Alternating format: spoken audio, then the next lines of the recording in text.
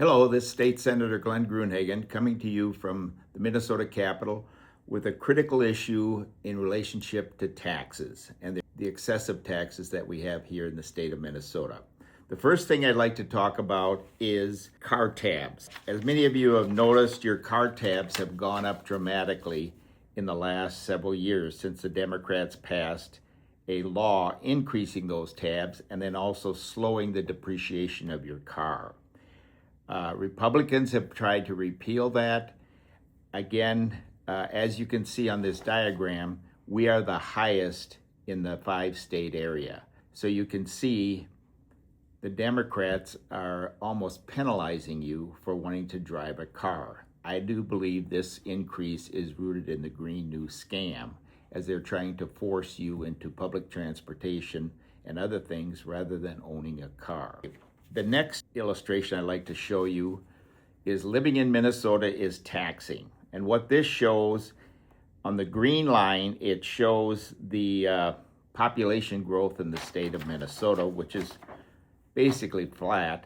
The red line shows the explosion of government growth and spending since Governor Walz has become governor. So they grew government during that $18 billion surplus over 40%, plus raise taxes another 9 to 10 billion. What you have to understand, when you grow government, which is an expense on the private sector, you create more damage than help. You also drive up the cost of everything, including your property taxes. So if we could just come to an agreement between Democrats and Republicans to grow government at a rate that's equal to population in the private sector, I think you'd see a lot less division down here at the state capitol.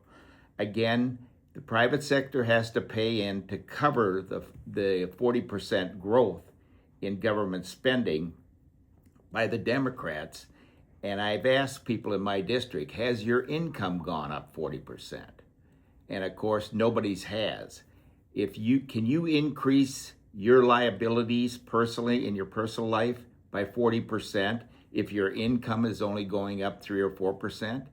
I can't do that. I don't think you can do that. And yet that's what the Democrats and Governor Walz have done to the detriment of our citizens in the state of Minnesota.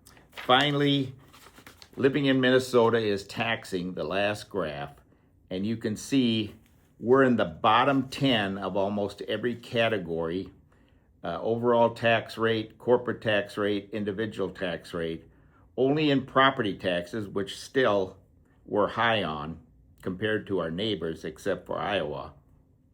And again, this is a hardship, especially on the low-income people.